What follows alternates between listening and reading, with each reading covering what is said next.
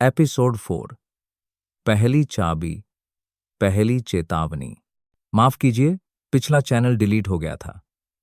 अब मैं अपनी लिखी हुई कहानियां इस नए चैनल पर लेकर आ रहा हूं। कृपया सब्सक्राइब करें और अग्निरथ अंतिम ज्वाला के साथ जुड़े रहें, क्योंकि यह तो बस एक महाकाव्य कहानी की शुरुआत है। धुएं की परत धीरे धीरे छंट रही थी। गुफा के भीतर की लपटें शांत हो चुकी थीं, लेकिन दीवारों पर उनकी लालिमा अब भी झलक रही थी। अर्जुन के शरीर से भाप उठ रही थी। उसकी सांसें तेज थीं, पर उसकी आंखें स्थिर आग अब उसमें थी, और वो आग अब उसकी थी। बाबा अघोरथ ने उसे ध्यान से देखा, फिर धीरे से कहा, तू पास हुआ, लेकिन यह सिर्फ पहला चरण था। अर्जुन ने थूक निगला। तो अग्निस्त्र अब मेरा है? बाबा की गंभीर आवाज गूंज उठी। नहीं, अग्नियास्त्र को पाने के लिए तुझे 3 चाबियों की जरूरत है, और यह सिर्फ पहली थी, बलिदान की चाबी। गुफा की दीवार अपने आप खुलने लगी। एक गुप्त मार्ग प्रकट हुआ, जो राख और छायाओं के बीच से होकर कहीं गहराइयों तक जाता था। बाबा आगे बढ़े। अब अग्नियास्त्र की आत्मा तुझसे बात करेगी। रास्ता अंधकार से भरा था। पत्थर के दीवारों पर पुरानी लिपि में कुछ मंत्र खुदे थे। हर मंत्र से जली हुई आत्माओं की चीख सुनाई देती थी। अर्जुन के कदम रुक रुक कर चल रहे थे। बाबा, ये मंत्र मुझे क्यों डराते हैं? बाबा बोले, क्योंकि ये मंत्र नहीं, चेतावनियां हैं। जिनके पास ज्वाला है, उनके लिए सबसे बड़ा शत्रु उनकी अपनी आग होती है। वे दोनों एक विशाल कक्ष में पहुंचे। वहां बीचों बीच एक तख्त था, राख से बना हुआ, और उसके ठीक ऊपर हवा में तैर रहा था एक लाल, ज्योत से चमकता हुआ गोला। अर्जुन मंत्रमुग्ध हो गया।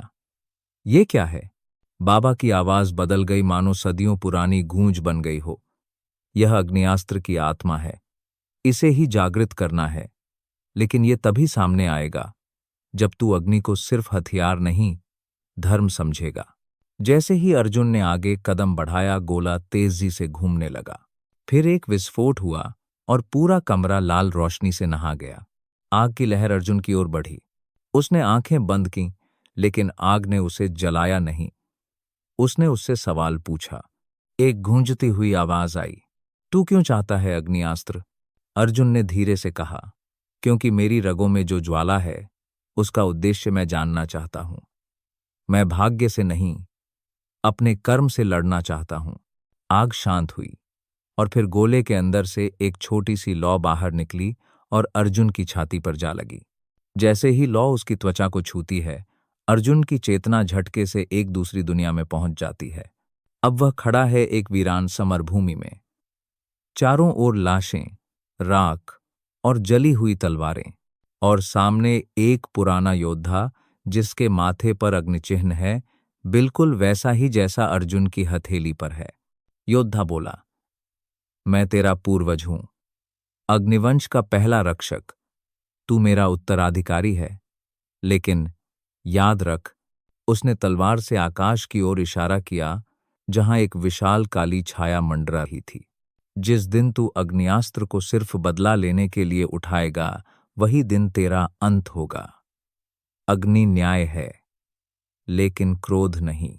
अर्जुन कुछ कह पाता, उससे पहले सब कुछ फिर जलने लगा। आग उसे निगलने लगी, और एक चीख जाग, अग्निवंशी, समय निकट है। अगले ही पल अर्जुन की आंखें खुलती हैं। वो फिर उसी कक्ष में है, मगर अब उसकी छाती पर एक नई आकृति जल रही है, अग्नि की पहली चाबी। बाबा धीरे से मुस्कुराते हैं, अब तू अग्नियात्रा का पहला द्वार पार कर चुका है। अब अगला पड़ाव? अर्जुन ने पूछा। बाबा की आंखें अंधकार में चली गईं। अब तुझे जाना होगा वहां, जहां अग्नि सबसे कमजोर और सबसे खतरनाक होती है इंसानों के बीच। एपिसोड 5 में जानिए, जब अर्जुन लौटेगा आम दुनिया में, लेकिन अब वो साधारण नहीं रहा। उसके भीतर की अग्नि उसे कहां ले जाएगी, और किसका चेहरा पहली बार जलाएगा उसकी ज्वाला?